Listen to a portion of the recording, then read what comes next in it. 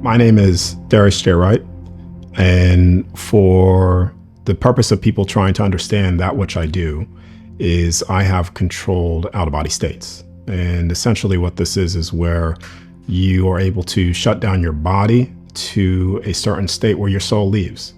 And when your soul leaves, it's the same thing as a near-death experience. And so I've been doing that for many years now.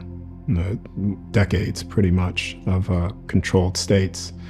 And when I realized that the other side, the eternal aspect of us, is our home, is there, it's not here, even though a lot of people would like to say this place is our home. It's not. None of us are from here. And when understanding that, through accessing that and seeing that again, then this has turned into my life's mission and purpose to wake people up to that. Because once they wake up to who they are on all aspects of their true home, their true state, they wake up to everything. Because as soon as they remember that state again, then it's impossible not to realize and know again that you're not from here. This is what you experience now is not your true home. That's what people are longing for. They're longing for home. They're seeking home, and they seek it here, but they're never going to really find it here because it doesn't exist here. Your home is where you were before you were born. And that's what you return to. And that's pretty much my mission, is telling people that the other side is your home. And it's the pure state of love. So the moment you leave your body and you look at your physical body on the bed, you instantly realize that the body is not you, that your soul, what you're in, is you.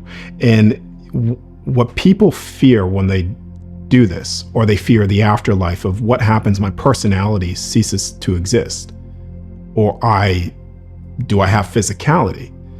But your soul is as physical and more physical than the physical body that we have right now. The reality is more real than what we experience now.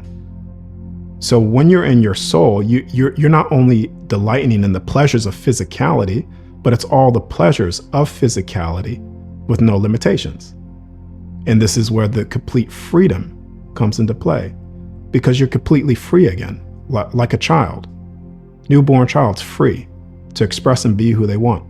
And once you leave, you're free to do that as well. The interaction with touch is much different than touch the way we feel it here, because you're feeling every aspect of that individual soul if you're communicating with another soul. You could feel their emotion. There's no walls, everybody's naked. And so the moment you leave, outside of this body is what everybody's seeking. That's all the pleasures, all the love, all the freedom. Everything that people suffer here in this reality. The moment you leave, that stops. Once you access your true home again, your personality stays exactly the same. You're the same person. But instead, what happens is that you remember yourself, why I came here, who you were before you were born here. Those memories start to come back to you. Imagine for a moment that you as a soul is an all-powerful being. Every single soul is God. You have the ability to manifest and create based off your will. And when you're on the other side, in the great infinite beyond, as a soul, you're like, okay, I want to experience this creation. So you as a soul, due to your will, you could create those things, manifest those places for your soul to delight in it and its pleasures. But this creation here, based off what I've been told through many, many times and seen, was the first of its kind to experience what it's like not to be the all. What it's like to have a temporary experience of what it's like not to be in total love. Because when you look at it that way, regardless of how you want to view it, when you look at it that way, you could say, in order to truly understand yourself, who we are, love, you would have to know what the opposite of that is. You would have to know what it's like not to be in love, to truly understand love at its purest state, its fullness. You would have to experience something like that. So this was the place designed for that, based off what I was shown. And so the purpose of here, even though there's all suffering, and I'm not a blind or ignorant to that, but the moment that you can, to the best of your ability, stay in love, the pure state of love here, through all the chaos, then you pierce through a lot of the things, all of the distortions. Because a lot of people have a lot of suffering because they're disconnected from their true state, their heart. And so they have a lot of suffering because they think that this is all there is. My life, the material things, this is all there is. Oh my God, if I lose that, something terrible is going to happen. But when you make that full connection to the other side in love at its purest state, then it doesn't matter what happens to the physical things that you have, even your physical body, because you're not even your physical body. But these physical bodies, the prisons for the soul, gives you the temporary illusion of loss of something. And this is why I said, if you identify with this, and this reality is this, your physical body, then you will forever experience pain and suffering. If you are attached to this, you will forever experience the suffering of, because you will lose this. But you will never lose the soul. It's impossible. You'll never lose the connection back to your home. Impossible. Once you realize that, all self-emotional suffering disappears. How could it exist? A lot of people have identified God as a singular being. And you'll find inside of a lot of religions, they're based off of what? Fear. Fear of do this or else. Fear of if you do not do this, then you will be judged and punished. But yet at the same time, they say that God is unconditional loving, but you cannot have unconditional love with a judgment. So God has been perverse and religion has been perverse in a way of controlling you, each and every soul here. Because if every person here remembered what the other side truly was, then they would realize if God was a singular being, that he is all loving. The source of it all is all loving. The only thing that it's going to do, no matter what you do here, is love you all the same. It's going to love you all the same. So God is each and every one of us, because each and every one of us is fashioned in purity at the highest state. Our souls are fashioned in purity. And we all have the ability to manifest and create what we want on the other side. We have control over our experience, even in the most basic aspects here. We are creator beings on the physical sense, and we are creator beings on the soul sense. And when people start self-identifying God as one person and putting themselves beneath something, then they have already forgotten who they are at the most foundational level as a soul. That you are no different from me, I'm no different from you, and we are all the same in that way. If people see God, then God's within you. The universe is within you. The temple of heaven's within you.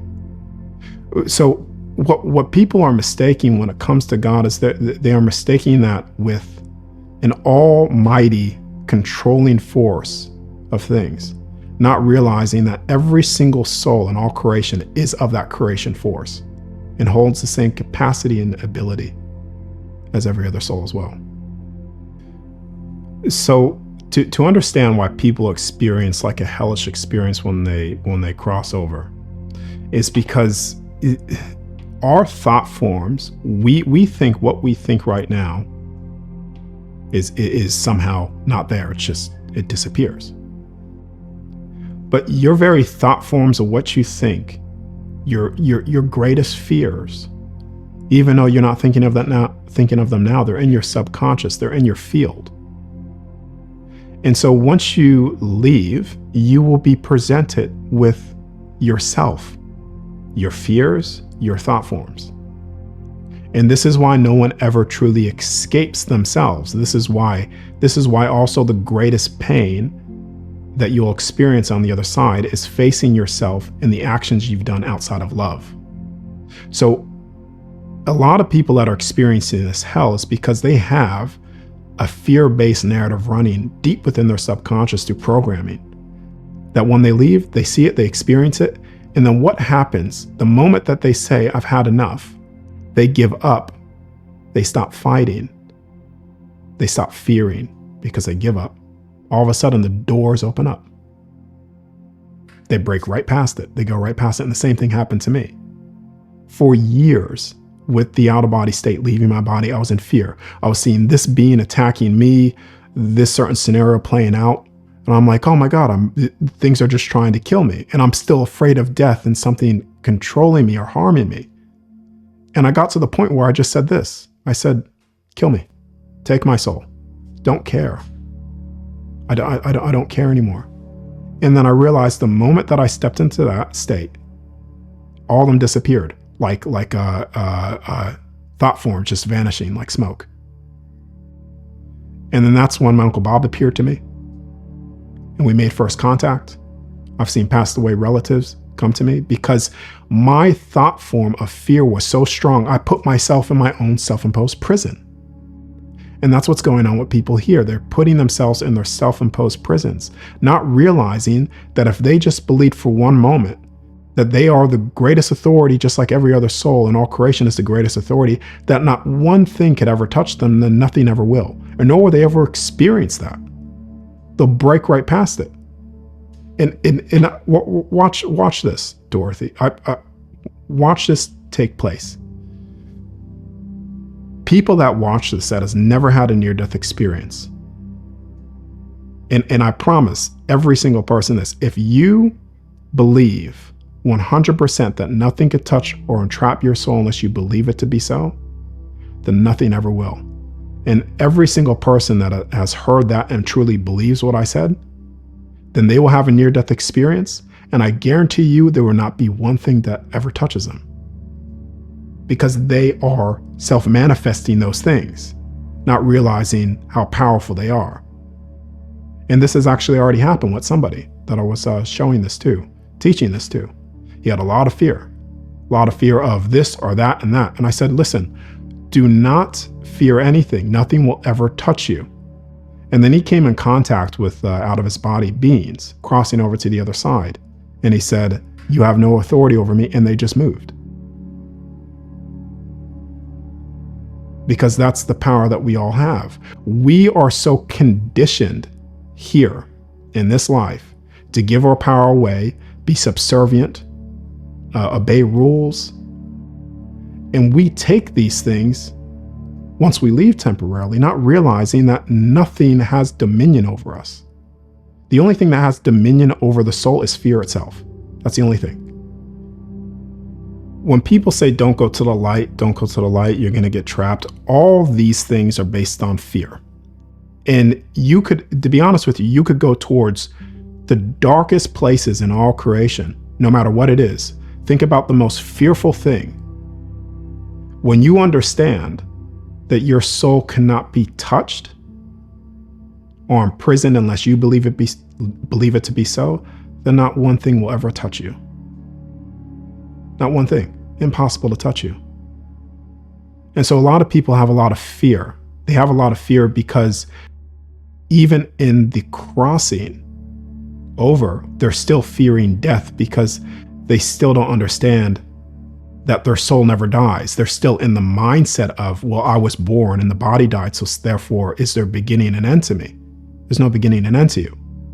This is all manifestations of man's mindset and their constructs, fear-based things, the opposite of love, not the truth and the divinity of you. And to go back into the reincarnation stuff, when you say a lot of people have been here, a lot of people have been here many times. And they're actually remembering too the versions of this place that was once here in the past. You know, the stories of the flood, the Tartaria. These are versions of history that we all participated in. And even part of the 12 heavens that we participated in.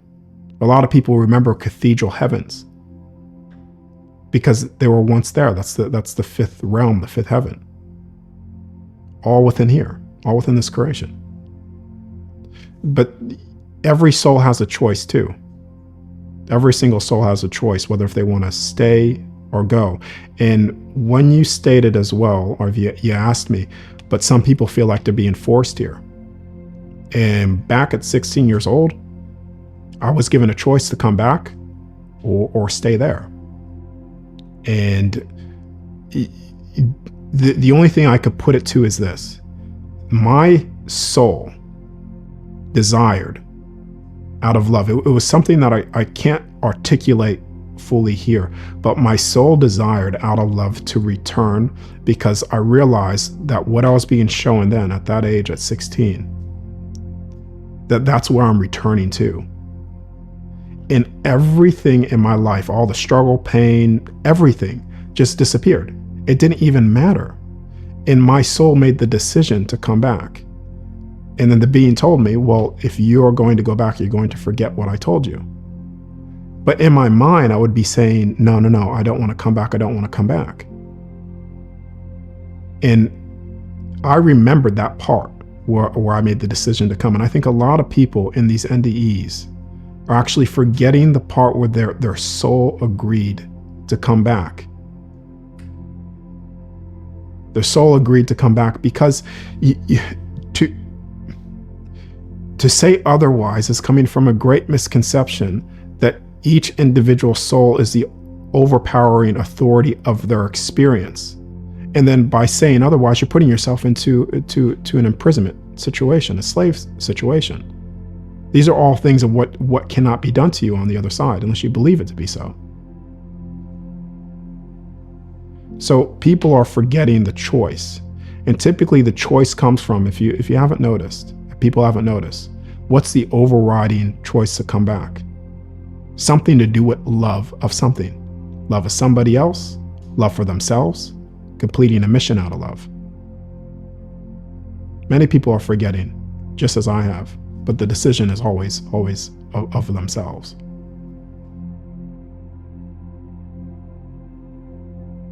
The reason why fear it could be a positive is because it teaches someone eventually, no matter how long it takes, unnecessary suffering.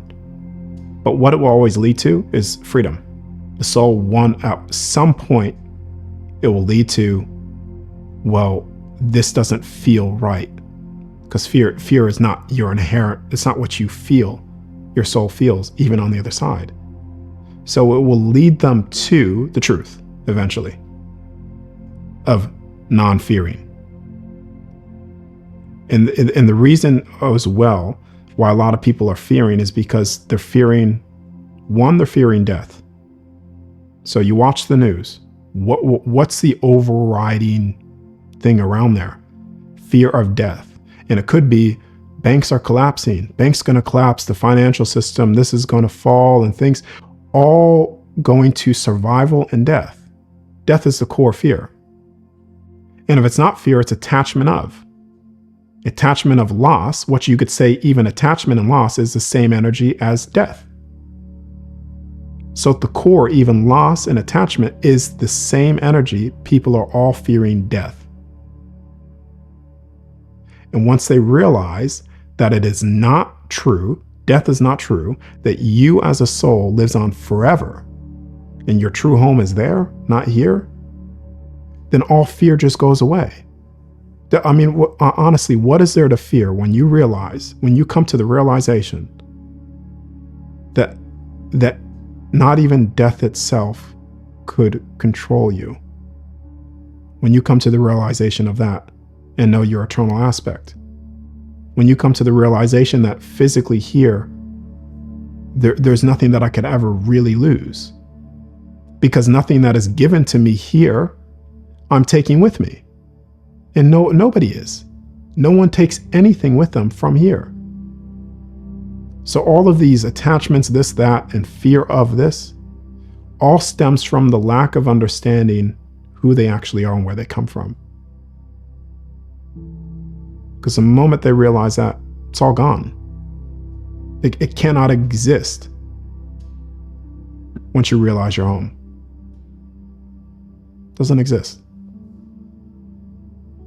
So my thing would be to people that fear of things, go to the deepest parts of that fear, no matter what it is. Pick it in your mind, the greatest fear that you have. Now go towards the end of it. What happens? They're gonna think of something else fearful. Go past that. Go to the worst thing that could possibly happen. What happens then? And then go further and further, and go to the worst possible outcome of your fear. And you'll realize, even when you go deep, deep down into the darkest pits of fear, one thing will remain. One spark of light will remain, and that is love. And it'll pierce right through and bring you right back home. Every single person goes through that at some point. It's impossible not to. The ultimate purpose of every single soul, doesn't matter what path or mission they're on, is love. That's the ultimate purpose. Unfiltered, uncontrolled, unconditional love. You as a soul, bringing that fully into the physical body and expressing that, that's the purpose. Every action that you do to be done in love, that's the purpose. Because people right now aren't even doing things in love. They think they are, but they're doing things based on a conditional approval of what people think love is. So they think, I need to live my life in fulfillment. I need to act and be and do this in a certain way because this is what love would do. But love, at any point, if you stop being your pure, authentic self, then you actually stop being love. When you stop being your pure, authentic self, you actually no longer love yourself. You are doing the opposite of love. And what you're doing is you're condemning yourself. You're judging yourself. So the purpose for every soul is to be themselves in an unconditional fashion. Unconditionally loving themselves for who they are, expressing that fully, walking into every part of their life to their best of their ability and expressing that. If you are not being your authentic self, you are not loving yourself, and you can never even share that love with anybody else. You're pretending to be something that is not love. And this is where you go into every single soul. Their expression of themselves is what I was shown as well. Their expression of themselves is all so unique, all slightly different, that each one of them holds this slightly different flame, that without that soul, the very creation of all things in the universe will not be in balance or the same. And so people are trying to mimic, to be other things other than themselves. So people need to be themselves fully and completely, and that's the purpose. That's the whole point. The quickest, most direct path to find your true authentic self is I want you to imagine that if you were to go back into all-knowing truth of searching for that, and when you found it, all that reflected back to you is that nothing matters. Nothing that you do matters. Nothing that you say matters. No actions, good or evil, matter. Nothing, just nothing matters, that which you do. What would you do then? In that state where you realize that nothing matters, what would be your first thought of what you would want to do? And you at that point, you would have found your authentic self. That's how you find it. And if you are unhappy with that, then this is where you heard me say before. If you are unhappy with that state of your actions, of what you would want to do, and if it's not born from a place of love, then that's going into fear, pain, suffering, etc. But that's how you find it. It's the most easiest thing to do. And anytime when someone's trying to search for their authentic self, just go back to that. What if nothing mattered? What would I do? What would I say? How would I act? And do that in love. And you will be operating at the highest state of consciousness and frequency as the very spark of creation. And so I do that all the time. Even through this, even through the stuff that I'm sharing with you, even through the stuff that I'm saying, a lot of people may say, "Oh, you don't look like you're in love," but that's a condition on what love should be expressing as. You see, what I'm sharing is from the rawness of the truth of what it is. But the only thing that does is that you feel whole. You just feel whole. There's no empty void. You just feel whole. You feel at peace. It's not like a bliss, but it's just wholeness. You feel fulfilled. Do I have times where I feel regret of or confusion of? Yeah. And I go right back to what I know to be true. And it just dissolves. The other thing that I do is I realize without a doubt that the greatest pain that I'll experience on the other side is the love that I withhold here for myself and others. And that's not coming from a fearful place. I'm not saying that in a fearful way. But what I'm saying is pain, the greatest pain that I've experienced was on the other side. And that was me having a life review of things that I've withheld love. And you'll find when people have life reviews and all near-death experiences, the overriding theme, they're showing where they've showed love and where they did not show love. It's only those two. Where could I have done better? So I live in this state quite frequently, the majority of the time. And anytime I shift or veer, I'm always pulled right back into that state because it's so painful not to be there. The thing is when you are showing love on the other side for what it truly is, many people may go, well, how do I express that here? How could I possibly do that? Because what they're experiencing is simply love without judgment, confinement, or conditions. They're experiencing complete acceptance for who they are. It's like me. So imagine this. Imagine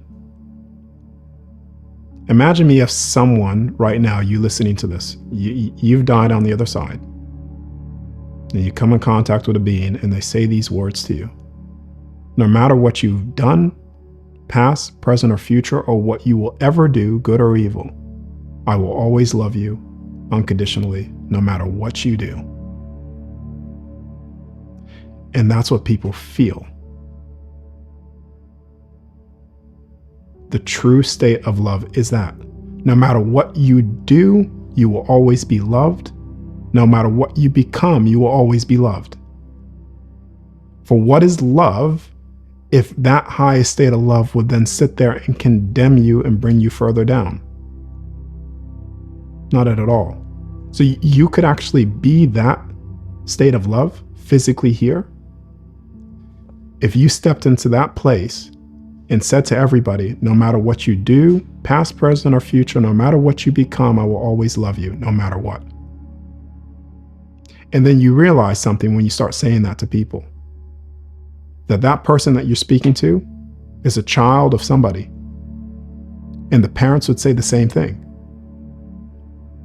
And then you realize, well, isn't every single soul here the children of somebody? So even people here that people cannot understand, how could they be loved? How could someone that has done the most evil things here, how could they be loved?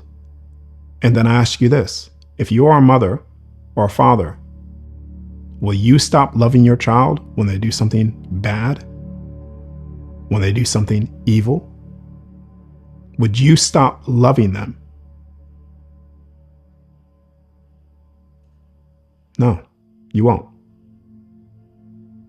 So, how could you say that the spark of all creation and unconditional love should stop loving them as well? Unconditional love of all things, the very source of everything. Why would you expect them not to be loved? If you are a parent, no matter what your kids do, you will always love them. And we are all kids from there. View that in that way. Doesn't matter what people do here, because that same child of someone that's doing something evil here, not even a kid, but someone that's doing something very, very evil here is like a child. Similar to a child throwing a fit, in pain, crying. But the core of their energy, what they're really saying is, help me. Help me, I'm in pain. That's what they're saying. Because doing something evil is the opposite of love. And to do that, you are already in the state of absolute pain, to even have that self-manifest in you to begin with.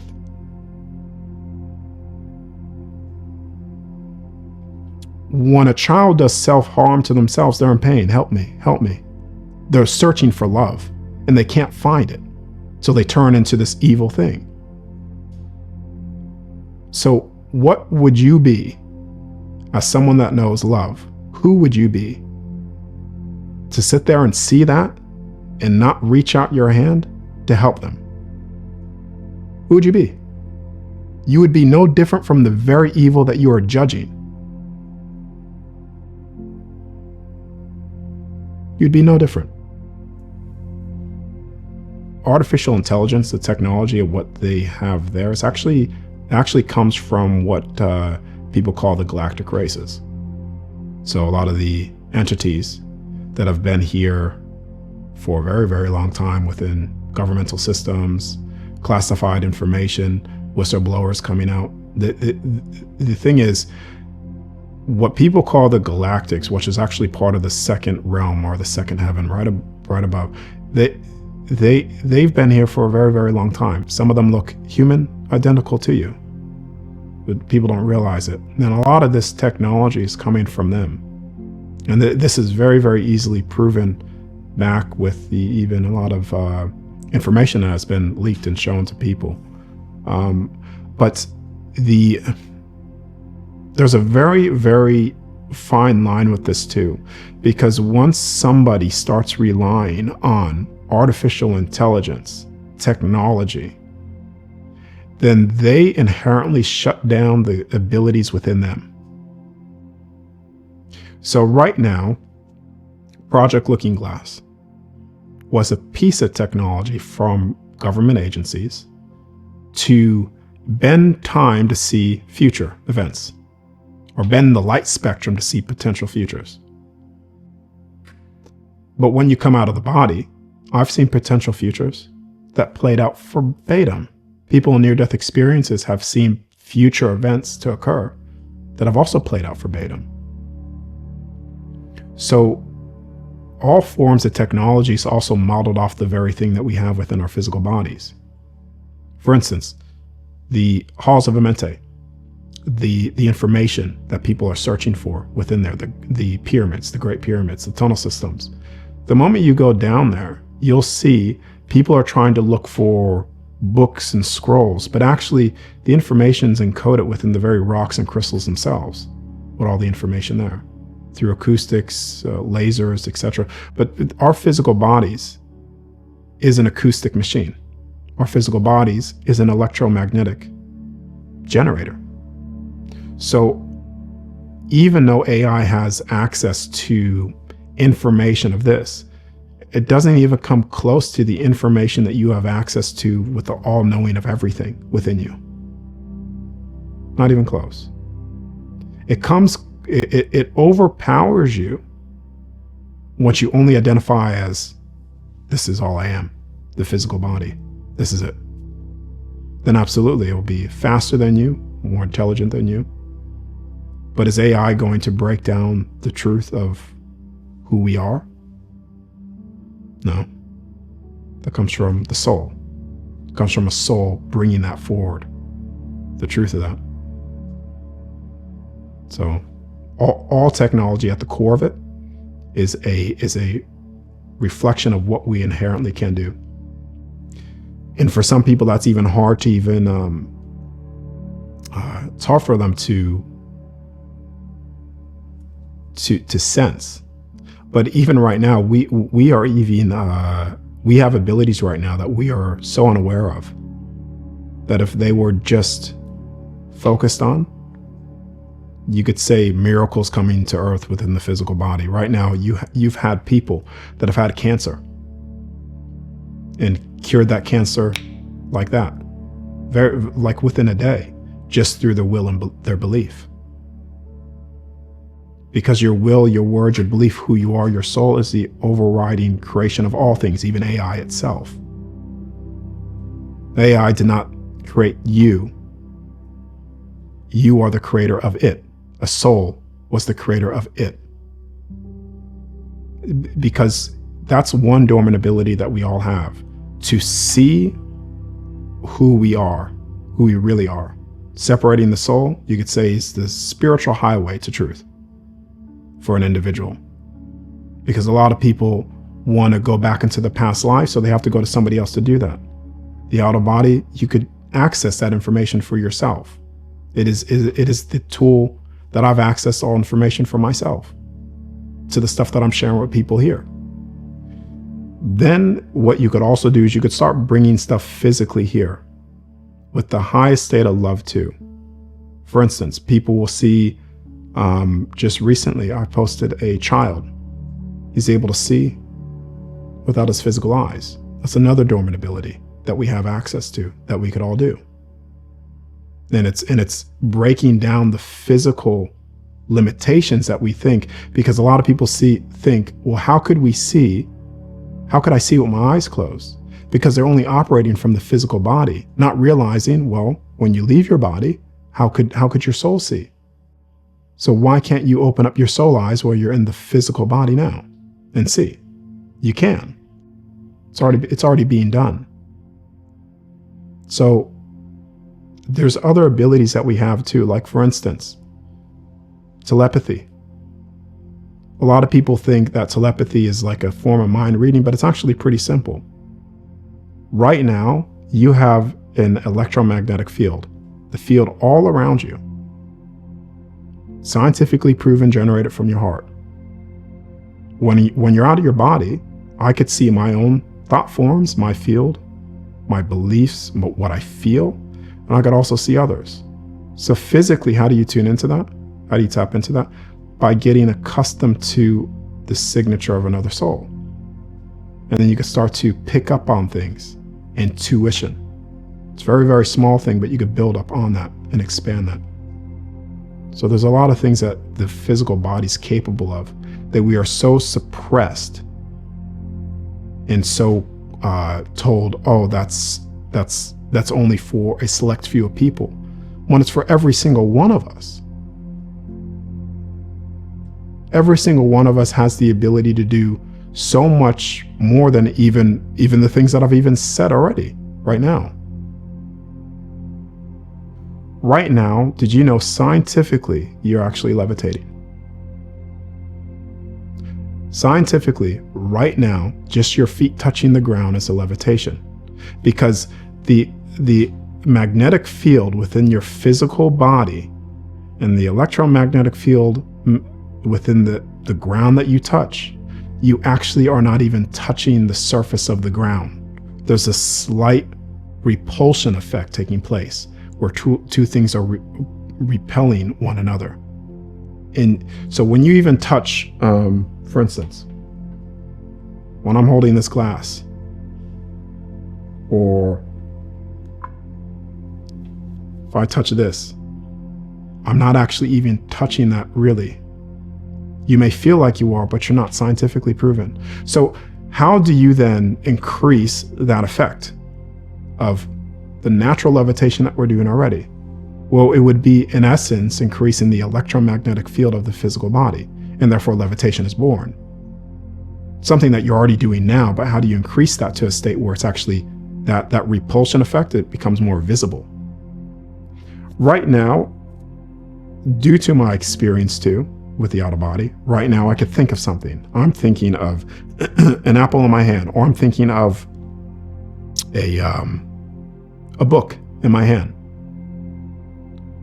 Right now, just with that very thought that I have of a book in my hand, if I were to come out of my body, I would see the book in my hand, just in a different light spectrum from what the physical eyes can't decode currently.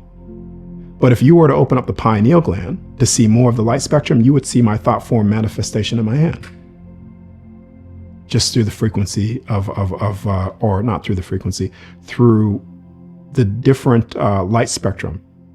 That's it.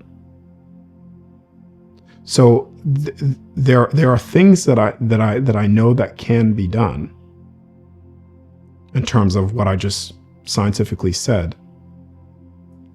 But these are things that can be developed. And for me to say otherwise, that you can't develop those, would be me basically denying the very science that I just spoke about, that you're already levitating right now anyways.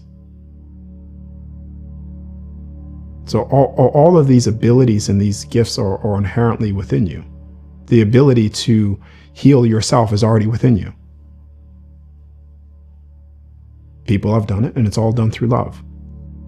What this leads to is this. Every single soul here, every single soul will come to a point of complete freedom. Every single soul. Right now, humanity is in the state where they are going down what I've said in the beginning of this chat. Go into fear, go into the deepest, darkest pits of fear. Where does that go? And that's where we're going. That's where we are right now. War this, World War III, nuclear, all these things to become so fearful of. But what this is boiling down to is the more people dive down in this fear narrative of destruction and pain, more people are now looking to seek, well, who am I? That's why more people are watching channels like yours, channels like others, because they've already reached the darkest points that they could go, and they see at that darkest point, well, they're starting to get that spark of light, of the truth of love, the other side, questioning those things. And the only outcome is true, unfiltered freedom and love for all humanity. All of the systems built by man will soon fall, because they're built on systems of control, dominion over, and not loving. And we're moving into a state where the only thing that exists is love at its purest state experienced here. So all of these systems will have no choice but to fall and be seen. That's what everybody is experiencing now. That's what everybody's seeing for that final thing. That's not only what I see in humanity's future, but that's what I know humanity's future, what is in store for them. So it's not just a belief, it's a knowing, because it's something that I was shown at 16, and it's something that I've been shown to present date. But it's the matter of when people can stop supporting the very things that enslave them, and they see it, and they choose to walk away like so many people are now, then all of it falls. And all of it returns back to what people are really, really wanting. Freedom. Each individual soul is waking up, and the frequency of them is increasing, so therefore it's giving them more access to the light spectrum. And things that are becoming visible now, or will become visible, is things that were always here to begin with. That's what I'm saying. So it's more of you could say the very heaven itself is being revealed to people now, here. That's what's unfolding. Not necessarily as if we're moving to that direction, because all these things are already here. The relatives that have passed. If you were to come out of your body, you would be able to see some of those people here, just outside of your visual perception to decode it. Some elemental beings that are considered fairy tales, where did they go? Just outside of your visual perception to decode it. That light spectrum, just in a slightly different frequency, but you could see it out of your body. So it's more of a great revealing is taking place. That's what's taking place, a great revealing of all things. And all those things, people realize that it was never truly lost or gone. But now it's just being revealed to people. So even the very 12 heavens that I've seen, 12 layers of this creation, they are all here. And what I was shown is that all of these eventually are revealed to people. All of it's revealed. This is why the certain information about that old world is coming forward to people, just being revealed for what was always there.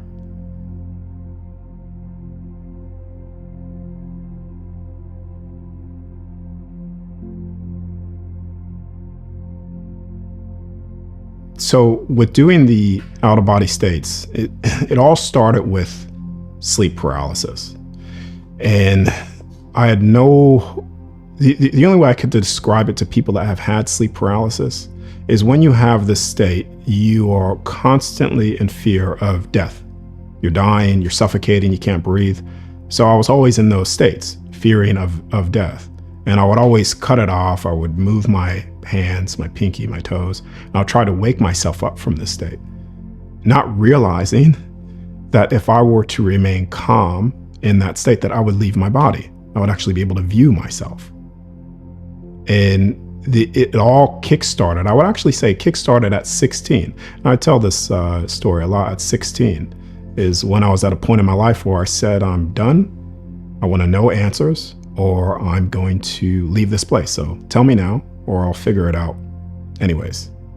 And you could say that was the first time as well that I was able to see this place for what it really is, the true state of us, our home. And through that has catapulted me into realizing and driving towards accessing and remembering that which I was shown at 16. And then through the years from 18 and to the age I am now, through identifying the sleep paralysis state, realizing when I stay calm, come out, I see my physical body sleeping on the bed, completely fearless, and then I'm able to access information like my Uncle Bob that has passed away, dead relatives, information, the records of the history of this place, of us, our true home.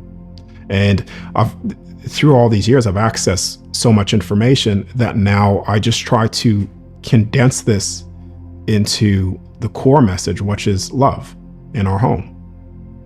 And I just bring it back to that because it's like, it could go in so many different directions when you're accessing these records or the halls of Amente, the records of that period of time.